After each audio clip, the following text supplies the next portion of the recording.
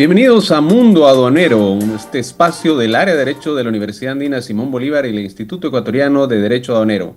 En esta oportunidad tenemos un programa muy interesante relacionado con las tecnologías disruptivas en el comercio exterior.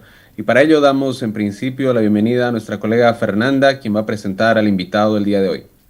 Efectivamente, si queremos hablar de tecnologías emergentes, vamos a conversarlo ampliamente con Teodoro Benavides, quien nos acompaña el día de hoy. La entrevista. Teodoro es ingeniero en sistemas y tiene más de 20 años de experiencia en comercio exterior. Su último cargo lo ejerció siendo jefe de comercio exterior de la Cámara de Comercio de Quito y para nosotros es un placer tenerlo el día de hoy para poder conversar de estos temas. El honor es mío, Gustavo, Fernanda. Gracias por el espacio. Muchas gracias, estimado Teodoro. Bienvenido una vez más a este espacio Mundo Aduanero. Y bueno, estamos en un escenario que algunos dicen que es la cuarta revolución industrial, la segunda revolución del conocimiento, en el que evidentemente las nuevas tecnologías están incursionando en todos los aspectos de la economía, en todos los aspectos del comercio. Y en esa medida nosotros queríamos comenzar este diálogo haciendo una referencia a la inteligencia artificial, por ejemplo, y preguntarte desde tu experiencia qué oportunidades concretas, desde tu perspectiva, ofrecen estas herramientas y sus aplicaciones para mejorar el comercio exterior y cuál podría ser el impacto directo en la cadena de valor de la gestión aduanera.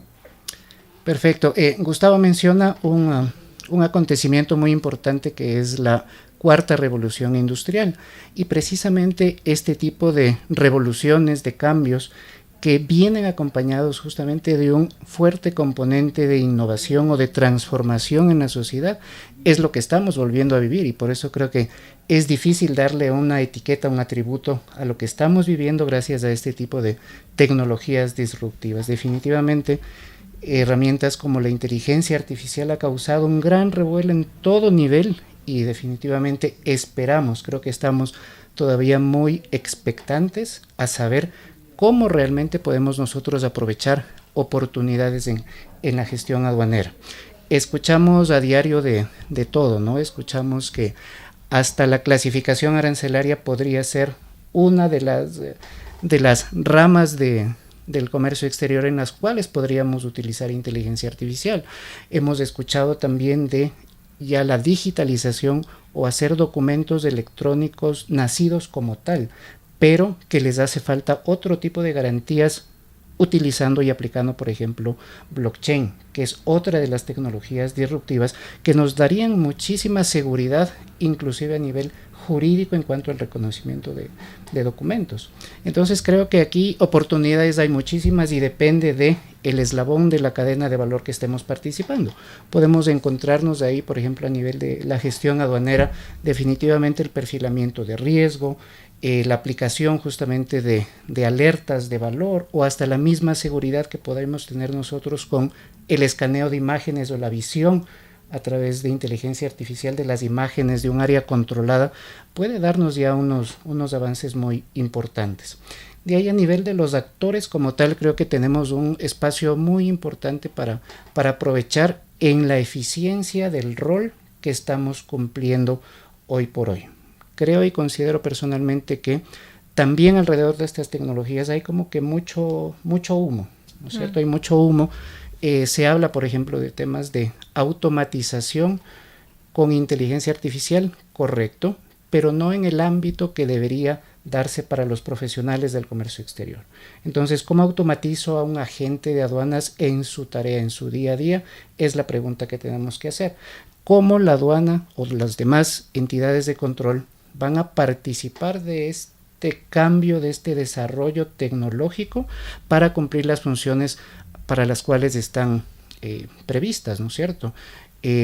Podemos encontrar ahí también que gracias a el uso de estas tecnologías podríamos aprovechar como entidades de control para la detección de fraudes, para eliminar el riesgo del contrabando técnico, que se ha mencionado que se utiliza mucho en Ecuador, principalmente en determinados sectores como el textil, por ejemplo. Entonces, y lo cual pues nos lleva precisamente a mantener altas cargas impositivas en contrapeso a esa realidad que se genera a través de este tipo de contrabando. Entonces, creo que tenemos ahí un espacio muy importante, unas oportunidades no previstas inclusive, y hasta podríamos preguntarle a una de tantas herramientas cuál es la perspectiva de uso de la inteligencia artificial en el ámbito del comercio exterior.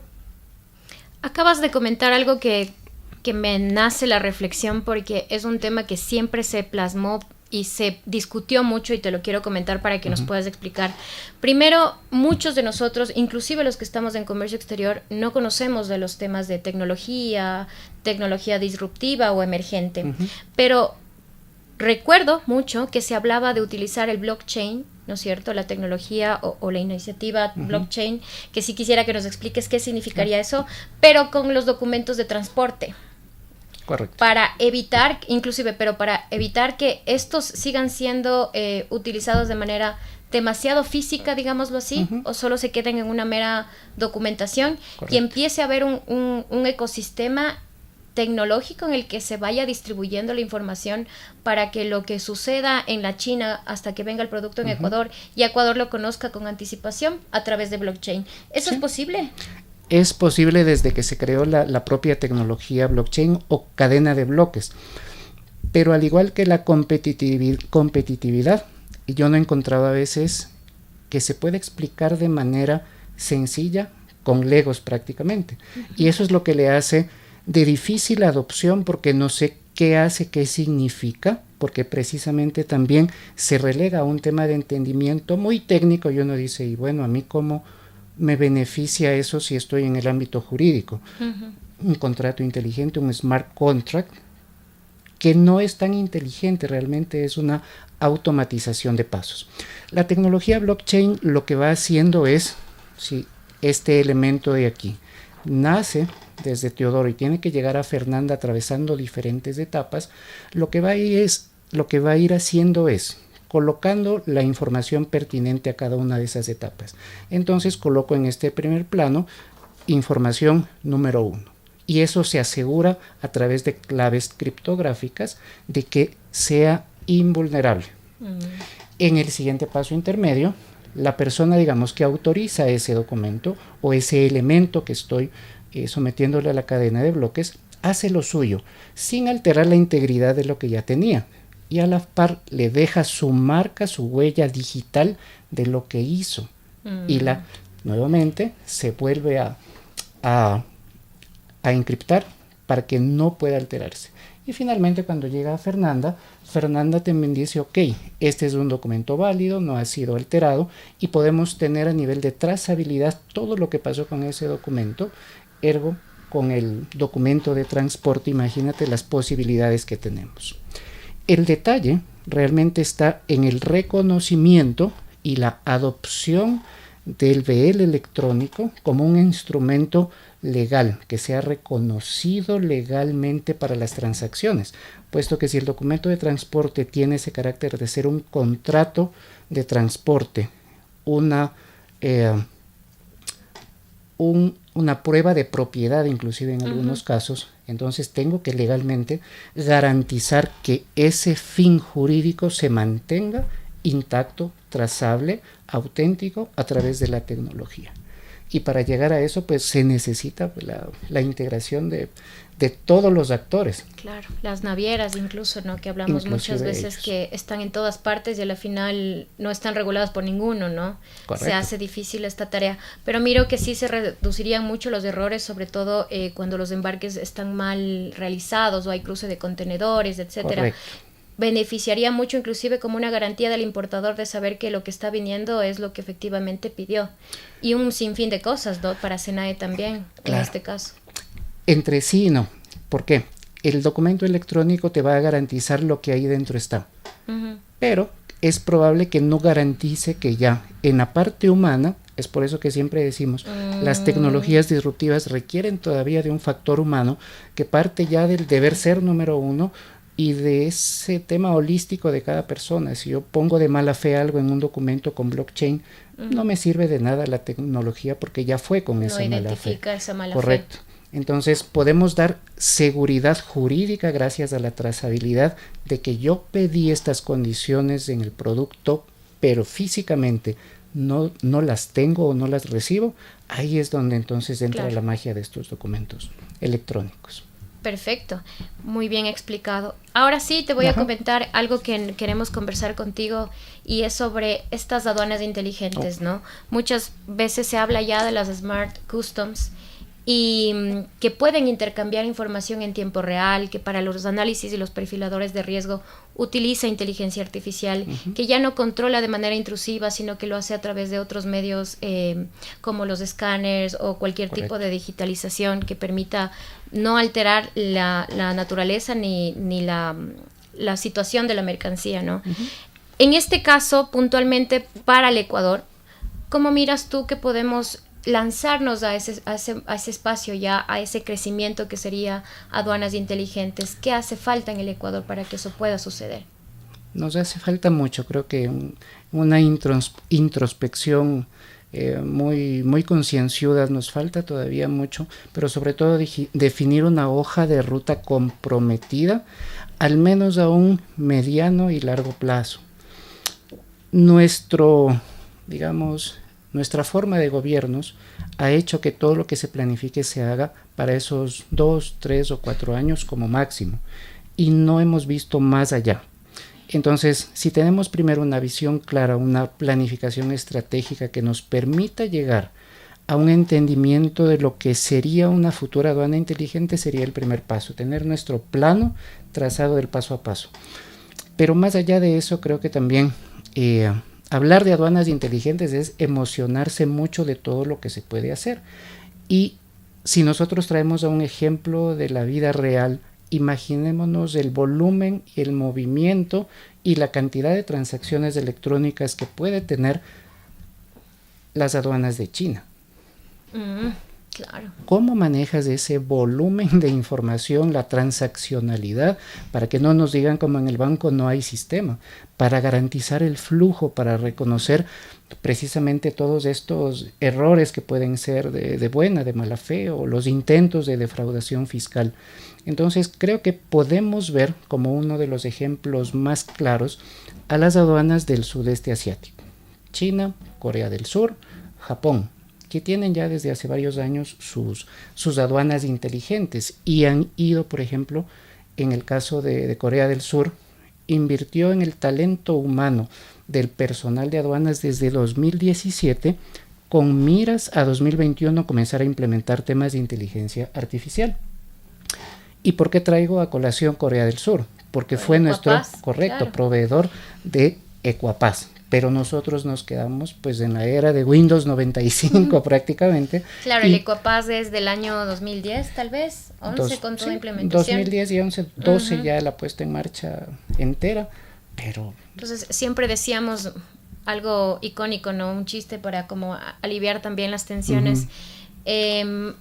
Hagamos un símil de que en Ecuador está trabajando con un Nokia 1100. ¿no? Es decir, un Nokia 1100 queriendo implementar inteligencia artificial en un Nokia 1100 es imposible. El Equapaz en su momento sí, efectivamente todos lo reconocieron, no solo ecuatorianos sino a nivel internacional, la vanguardia que tuvo, pero ya es momento de cambiarlo. Y en esa línea te consulto, entremos un poco más a esferas un poco de fuego, digámoslo así. Hablamos recientemente, hace algunos 3 meses, del Palantir, del sistema Palantir que la aduana del Ecuador implementó. Entendemos que el Palantir no va a reemplazar al Equapaz, eso es lo que hemos conocido por fuentes oficiales, pero sí sabemos que el Palantir va a tener una misión mucho más audaz. Y yo la creo así porque sí creo que hace falta este tipo de misiones en la aduana del Ecuador, que son poder hacer un perfilamiento de riesgos mucho más adecuado, y no solamente aduana, sino que aduana pueda nutrirse de otras entidades para que sus controles sean inteligentes y precisos. ¿Nos puedes comentar tú, desde la parte de tecnologías que la dominas súper bien, cómo has mirado, de lo que has podido conocer de este sistema Palantir y lo mucho que tiene por ofrecer? Perfecto. Creo que Fer menciona el eje central de Palantir, que es el riesgo, la medición del riesgo, el actuar en función del perfilamiento de riesgo. Eso es en síntesis lo que hace Palantir, una iniciativa privada implementada en diversos ámbitos de la administración pública de determinados países y más en el ámbito privado de corporaciones. Uno de los ejes es precisamente la gestión del riesgo, pero de ahí tiene un espectro amplio de aplicaciones, de actividades que van desde el fintech, desde los manejos de retail en grandes volúmenes, análisis mundiales. Entonces tiene un motor poderoso, ya tiene algo hecho, que es lo que sí nos va a servir, dependiendo del objetivo que se haya trazado la aduana, para el uso de Palantir. Eso es lo que particularmente a mí me preocuparía. ¿Por qué? Porque toda la tecnología funciona con datos, ¿ya? Toda la tecnología va a establecer parámetros en función a los datos que tiene. Y nosotros en cuanto a datos ya tenemos muy malas experiencias a nivel aduanero. Desde, aunque puede ser un mito, borrado de bases de datos en la aduana directamente. Manipulación de datos. Manipulación también de datos a través de códigos que se enviaban en el antiguo sistema antes del Ecuapaz. Entonces mandabas una palabra clave y no te salía aforo físico, o te aprobaba inmediato sin ninguna otra validación. Volvemos un poquito al ámbito humano. Pero más allá de eso también, y ahí viene la participación de nosotros como los actores prolijos que vamos a proporcionar esos datos. Los datos aduaneros del Ecuador son realmente pobres. Son pobres en cuanto a consistencia, estructura, metodología, porque a la final no hay un estándar para digitar una declaración aduanera, que a su vez te deriva en una alerta de valor, en una alerta de clasificación arancelaria, pero principalmente la de valor. Tú cuando puedes acceder al sistema y digamos que comparas las gafas que declararon, todos los que han declarado gafas, y vas a ver la diversidad de conceptos, de modelos, de características que son elementos propios de la mercancía, de marcas inclusive. Por ahí puede estar un Samsung con N en vez de M, y así cosas tan pequeñas. La base, claro. Correcto. O la ausencia de un parámetro generaría que el valor declarado sea tomado en cuenta para otro tipo de comparativo. Eso nos acarreó en la tasa aduanera del 2017, eso nos acarreó a los umbrales en los textiles también, pero es porque los datos son malos, tenemos que admitirlo. ¿Cuál sería el espacio que tenemos nosotros de trabajo ahí? Juntar a todos los digitadores de declaraciones aduaneras y establecer un estándar de, ¿qué tengo que? Si tú le preguntas a un digitador, ¿qué llenas en características en una declaración aduanera? Vas a tener 100 distintos tipos de opciones, porque no hay una indicación clara. Entonces, Palantir, con malos datos, mal riesgo. O riesgo desenfocado. O riesgo desenfocado, correcto. Claro, exacto. Entonces, la idea sería primero, claro, hablamos de una base de datos de 15 años. Serían dos ejercicios aquí. Uno, depurar esa base de datos. Correcto. Que si lo miramos así, con esa base de datos es que se generan las dudas razonables. Totalmente. Que generalmente muchas veces no tienen un buen fundamento porque la base está mal. Y la segunda es educar a quienes alimentan esa base para que lo hagan con mejores estándares y así tengamos un mejor perfilador de riesgos, ¿no? Exacto. Es una tarea gigante. Hasta en el nombre de la empresa, Fer y Gustavo, hasta en los nombres de las empresas, que tiene que digitarlas. Entonces hay SA con puntos, SA sin puntos, SA sin SA, y entonces imagínate todo el esfuerzo extra que se tiene que hacer. Obviamente va a ser más sencillo para un software especializado, pero a la final no es la idea. Y ahí hablamos nuevamente de la interconexión entre entidades. Compartimos información, sí, pero ¿hasta qué punto? ¿No es cierto? Porque si le pregunto al INE me dice no, es cuestión de la aduana o competencia de la aduana, o viceversa. ¿Por qué aduana no es competencia del INE y el INE me manda a la subsecretaría y la subsecretaría al ministerio y nadie sabe por qué se creó, por ejemplo, un código TENAN para una subpartida? De acuerdo. Es usual, ¿verdad? Muy usual. Correcto.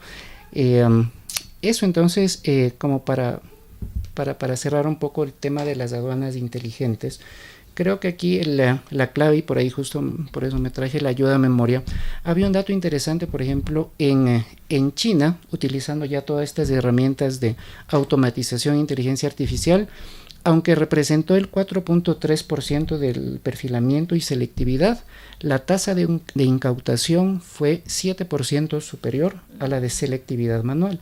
Entonces hay ya unos valores que nos permiten analizar realmente cómo lo tengo que hacer, pero obviamente eso también, o una aduana inteligente, está muy sujeta a la infraestructura. Y ahí es donde nuevamente tenemos que volver casa adentro. ¿Tenemos la conectividad suficiente para hacerlo? Sí, un tema tan transversal como la electricidad nos puso en riesgo, nos ha puesto en riesgo durante toda nuestra vida republicana.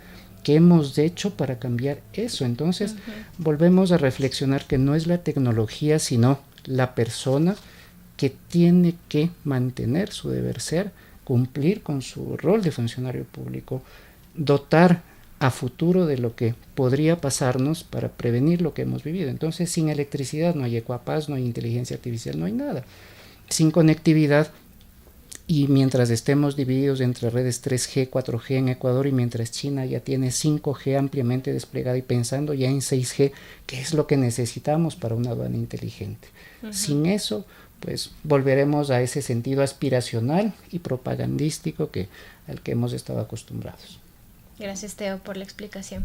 Con todo gusto. Estimado Teodoro, para continuar, mira, yo escucho muy atentamente todo lo que nos señalas y creo que hay una palabra que resume el gran desafío y es la interoperabilidad. Es decir, cómo logramos que todos estos sistemas, sean disruptivos o no, sean novedosos o no, puedan dialogar entre sí, puedan generar al usuario una experiencia y un ecosistema mucho más eficiente y que a la vez sea seguro.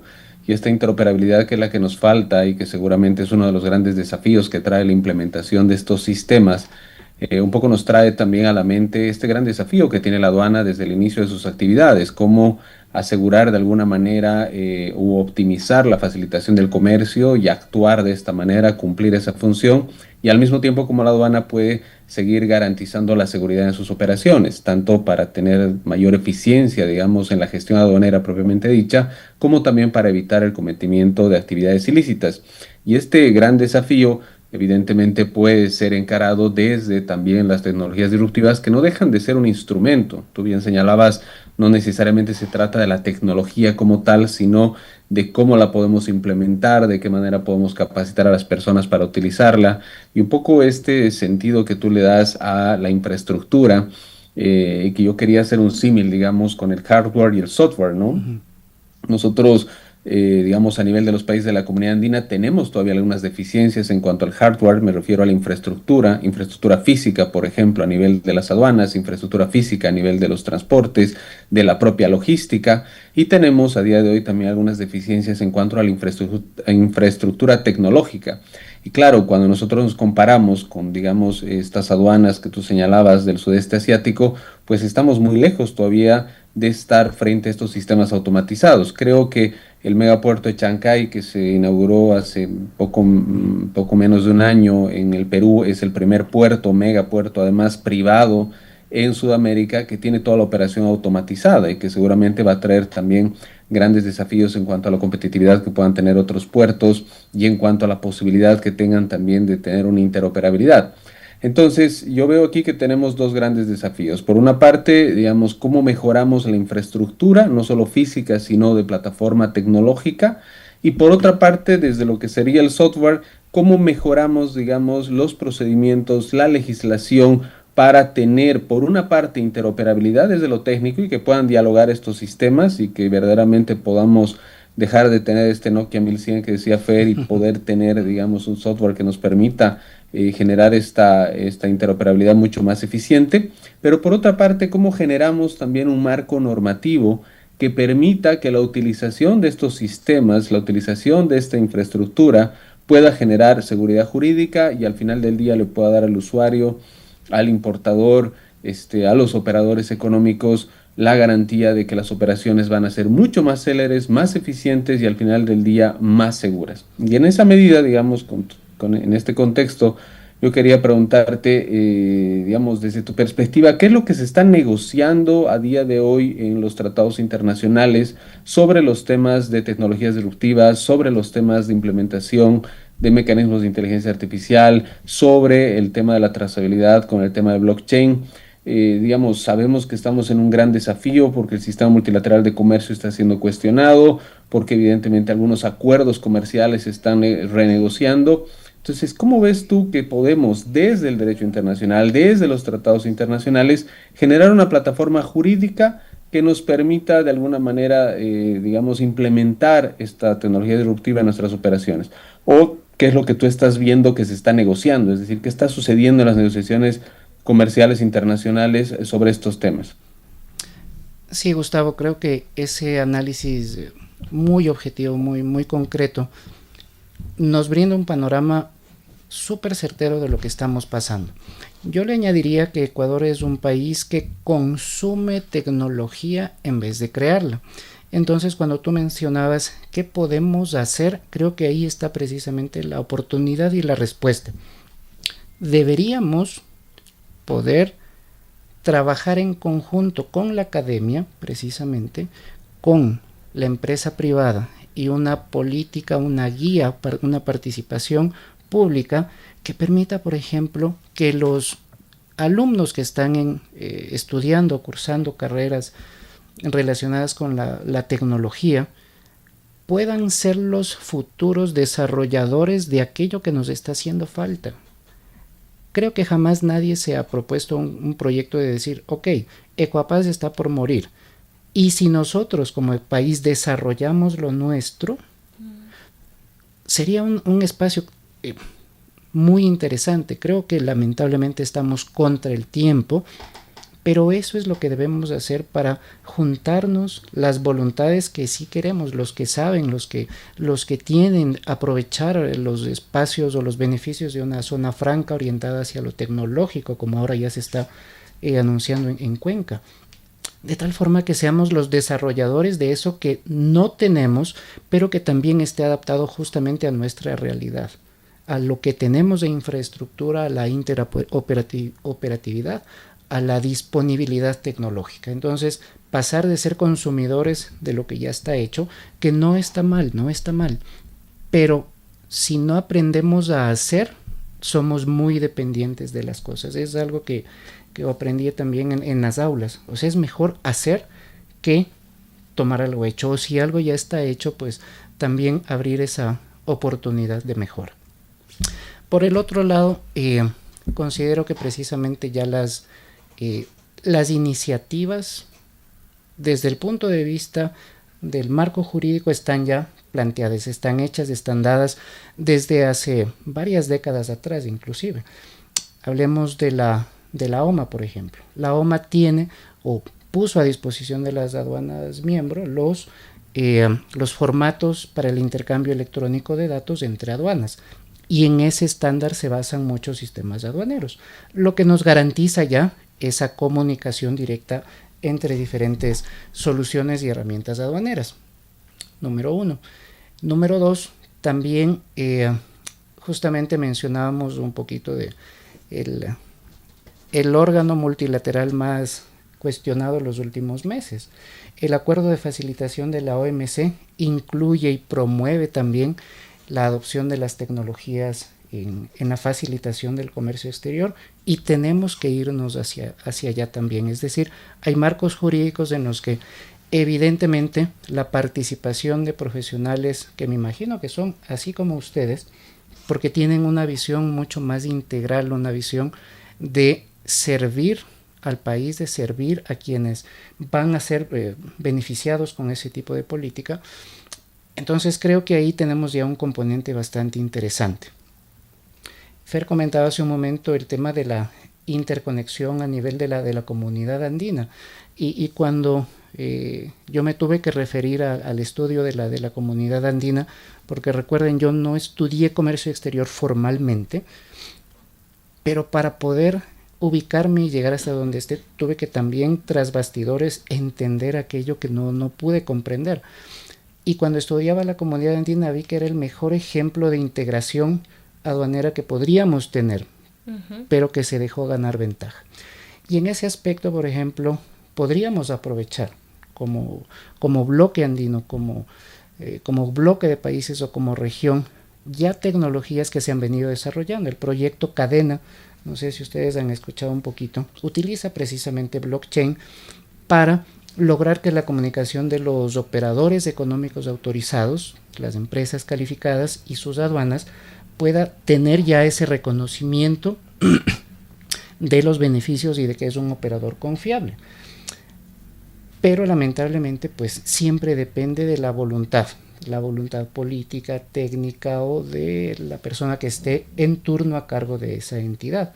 Entonces, iniciativas están planteadas ahí para que podamos aprovecharlas, pero por desconocimiento también. Pocas empresas, creo yo, y la mayoría del sector privado desconoce el potencial del proyecto Cadena. Ya desde 2018 que existe, algo se hizo a través del Comité Nacional de Facilitación al Comercio, donde participé también, pero no ha prosperado. Entonces volvemos a ¿qué nos detiene, Gustavo? ¿Qué nos detiene, Fernanda?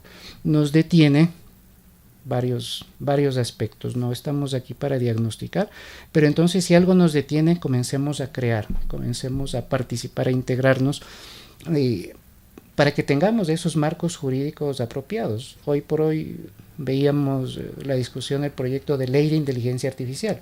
Si todavía ni la hemos adoptado como se debe, etcétera, y queremos ya normar algo, creo que estamos por el camino un poquito sinuoso que no deberíamos tomar.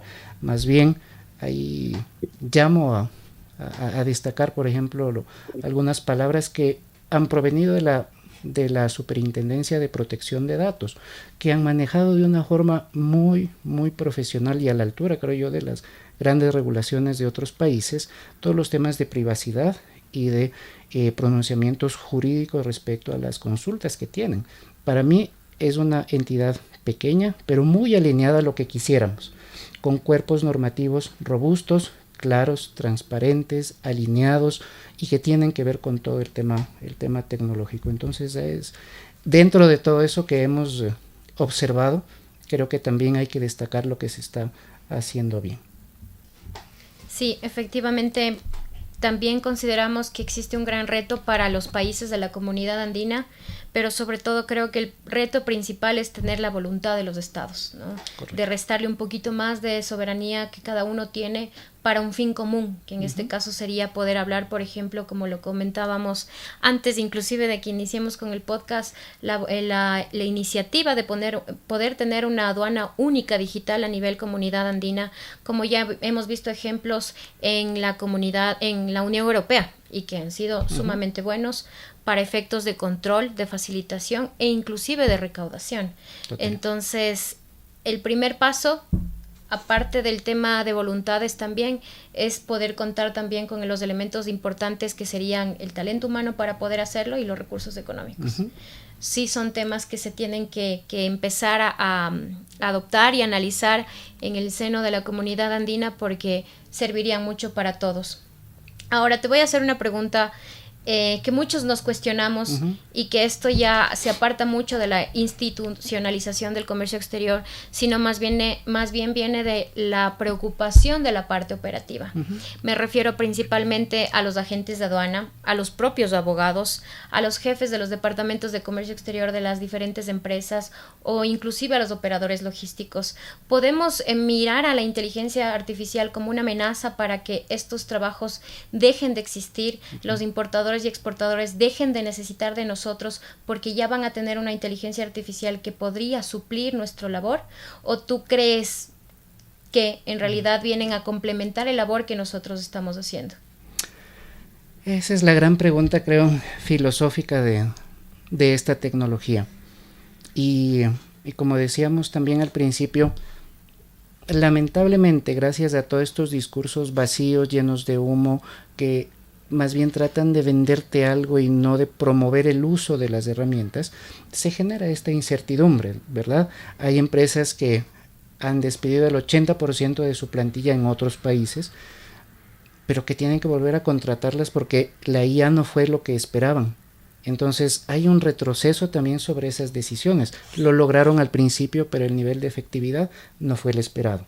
Segundo, el retorno.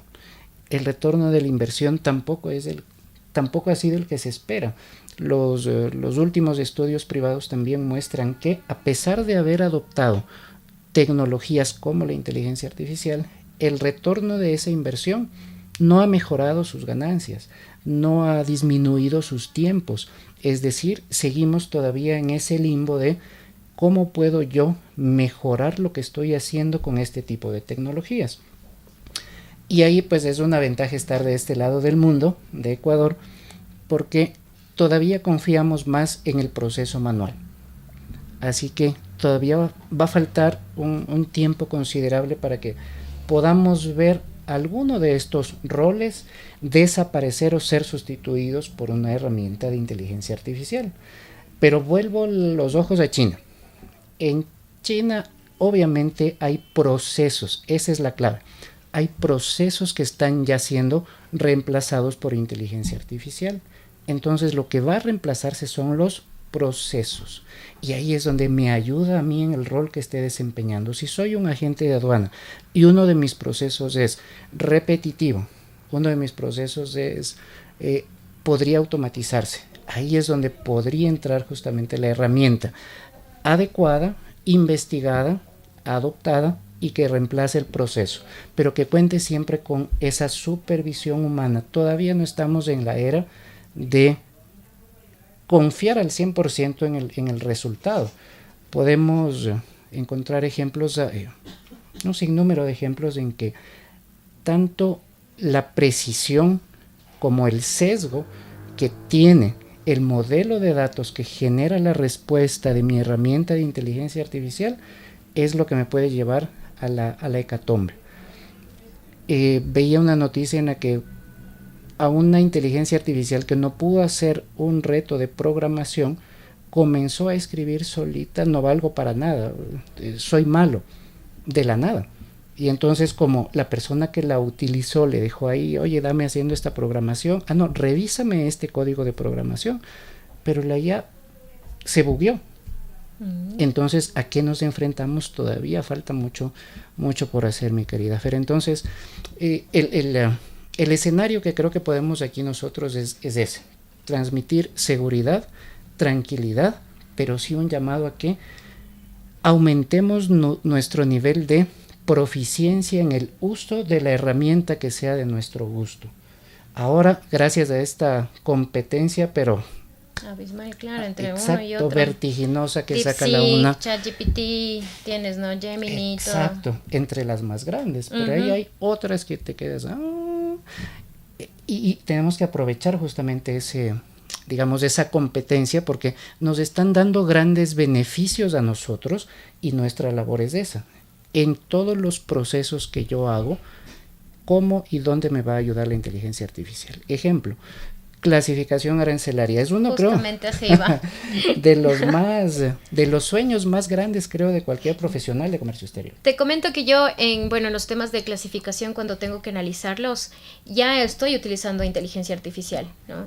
Y justamente estuvimos en el Congreso Arancelario en Guayaquil, en el que los preliminares que yo ya pude concluir de utilizar inteligencia artificial fueron corroborados por los expertos de OMA y etcétera, que también lo han utilizado, ¿no?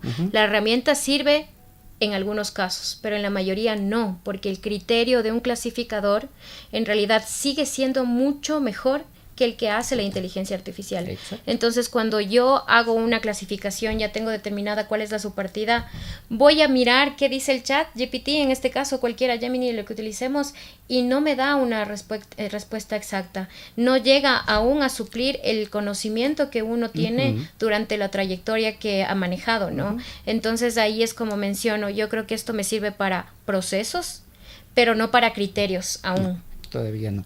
Pero ahí viene justamente la pregunta. Sin apartarnos de la clasificación arancelaria, habremos visto, claro, en una pregunta sencilla le podemos decir ¿cuál es la clasificación arancelaria de este producto?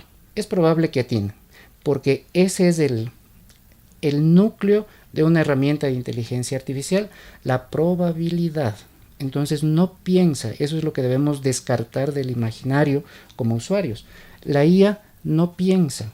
La IA calcula las probabilidades más certeras y cercanas para seguir con lo que puso y en su siguiente paso.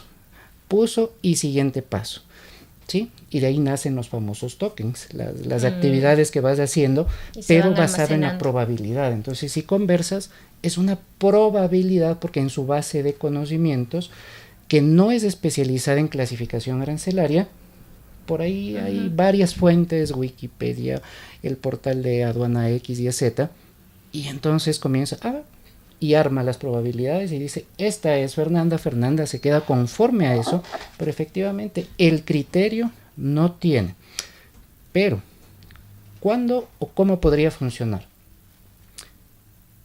Si yo tomo un modelo de inteligencia artificial, de los fundacionales, los originales, y a eso le entreno con los elementos necesarios para ser un clasificador arancelario, cambia totalmente la cosa. Hemos visto que varios proveedores o iniciativas vienen y te dicen, mi programa tiene inteligencia artificial para clasificación arancelaria. No, no es cierto. Es un gancho comercial. Lo que está buscando de manera más rápida con la forma de la inteligencia artificial en lo que ya tiene, pero nunca fue entrenado para responderme y clasificar. Esa es la pregunta que como consumidores deberíamos hacerle. ¿Usted es propietario de su modelo o se conecta a los modelos comerciales para hacer la clasificación? ¿Usted entrenó y con qué datos entrenó este modelo para que responda acorde a la función? Y más delicado e interesante aún, y la OMA ya va por ese camino, ¿utilizó al menos usted las notas explicativas? Porque ese sería, creo que, el sueño ideal para cualquier herramienta de clasificación. Para aliviarnos la vida. Claro, todas las notas explicativas del sistema armonizado, vectorizadas, digitalizadas, y en base a eso comenzar a entrenar al modelo para emitir un criterio de clasificación basado en las notas explicativas y el arancel y las notas nacionales de cada región o país. Y ahí sí vengan a ofrecer un producto de clasificación arancelaria con inteligencia artificial. Caso contrario, no. Sé que va a ser probabilístico, totalmente siempre tiene que haber una verificación final. Correcto. De un experto. Exacto, entonces, y volvemos a un punto intermedio. ¿Qué tal si nosotros, como empresa privada, academia y todos los actores que quieran sumarse, generamos eso? Generamos algo así que pueda servir al bien común, a la facilitación del comercio. Las iniciativas están ahí. No es necesariamente siempre un obstáculo el tema económico, pero sí es necesario en un país contar con una inversión y un desarrollo, valga la redundancia, en investigación, desarrollo e innovación. Me había notado un valor justamente de la investigación y desarrollo en China versus Ecuador respecto del PIB. Seguro y veía, nos ganan, pero por supuesto, nosotros estamos en menos del 0.2% de inversión en I+D con respecto del PIB, pero China, a pesar de que tiene el 2.4%, que parecería bajo, pero un 2.4% para un PIB como el de China es una cantidad enorme. Y en eso es lo que este país se ha empeñado durante los últimos al menos 50 años, y dejaron de ser consumidores y compradores de tecnología para pasar para ser su propia, los líderes, correcto. Entonces, es por eso que quería traer a colación este espacio, esta sinergia que nosotros debemos desarrollar. Y la academia creo que es el principal espacio en donde podemos incubar todo esto, donde podemos desarrollar los espacios para investigación, desarrollo, experimentación, laboratorios. Me había apuntado por ahí también que podríamos inclusive, si no tenemos todavía infraestructura, comenzar a hacer esos laboratorios regionales. ¿Alguien quiere probar una nueva tecnología? Venga a Ecuador. Queremos desarrollar un parque tecnológico para XYZ nuevo material. Y capaz, sí, posiblemente esa es la iniciativa que se tiene también en Cuenca, ¿no? Con lo que conocimos que se va a realizar Correcto. ahí una zona franca dedicada especialmente para la tecnología. Entonces creo que puede ser ahí un gran impacto para la región. Y así como lo mencionabas, pues creo que también la comunidad andina podría hacer su propio observatorio o laboratorio para que aquellos que quieran incursionar en este tema, inclusive las propias aduanas, con apoyo de la academia lo puedan hacer. Lo miro como algo que necesariamente ya no es el futuro, sino que es algo que es del presente y debe ser atendido con suma urgencia. Así es, Fer. Ahí alguna vez escuché que estos temas de inteligencia artificial para los fanáticos de Marvel es como lo que decía el personaje grandote de Thanos. La inteligencia artificial es inevitable y es lo que está pasando. ¿Cómo? Gracias, Gustavo. ¿Cómo entonces me alineo a esa inevitabilidad? Claro. Ya está pasando, es el presente y nos puede construir un futuro, pero de maravilla. Sin embargo, y una idea que tampoco quiero que se me vaya, también hay un lado un poquito menos positivo, las brechas. Este tipo de tecnologías, justamente por ser tan disruptivas, transformadoras y moldeadoras, generan brechas. La primera brecha es la brecha del conocimiento, del aprendizaje. La segunda, del acceso a las herramientas.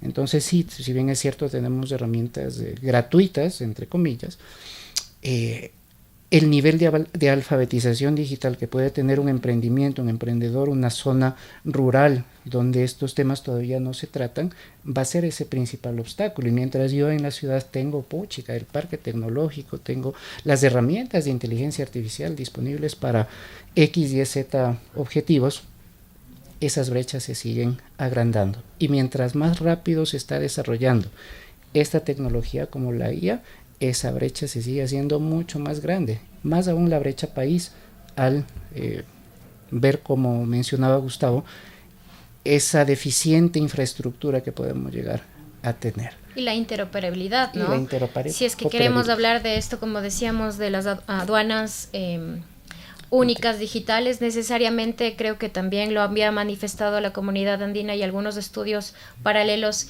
que la dificultad que encuentran es las brechas que existen a nivel de los 4 países, ¿no? Cada uno está en un desarrollo y un crecimiento muy distinto en sus sistemas, que hace un poco difícil también poder tener una aduana única. Exacto. Teo, muy agradecida por el espacio que nos brindas y sobre todo por todo este conocimiento que tú tienes. Siempre bienvenido a la Universidad Andina Simón Bolívar y también al Instituto Ecuatoriano de Derecho Aduanero para que podamos conversar de estos temas que mucho nos sirven a nuestra comunidad. Gracias, Fernanda. Gustavo, también para mí un honor realmente estar aquí compartiendo espacio con ustedes, que son pues unos grandes del derecho, y adelante pues con este instituto, que creo que esas iniciativas tenemos que mantenerlas y generar el espacio académico de discusión y de fomento para que vean lo bonito que es el mundo aduanero. En ello, justamente en ello. Estimado Teodoro, te agradecemos mucho por tu participación, por tus reflexiones tan importantes. Te tomamos la palabra, de hecho, con el tema de esta simbiosis entre la academia. Fíjate que uno de los proyectos de la universidad y que ya está en marcha, está lanzada la convocatoria y estamos digamos, el proceso de matrículas, de hecho, de la primera versión de la especialización en comercio internacional y práctica aduanera, que tendrá una mirada transversal también desde las tecnologías disruptivas, pero sin perjuicio de ello, seguramente en el marco de esta especialización podemos diseñar algún tipo de taller o programa específicamente para hablar de estos temas con nuestros estudiantes. Así que creo que ha sido muy valioso todo lo que hemos conversado el día de hoy. Muchas gracias, Teodoro, muchas gracias, Fernanda, y les dejamos un abrazo. Síganos en nuestras redes, tanto de la universidad como de IEDA, y esto ha sido un programa más de Mundo Aduanero. Muchísimas gracias.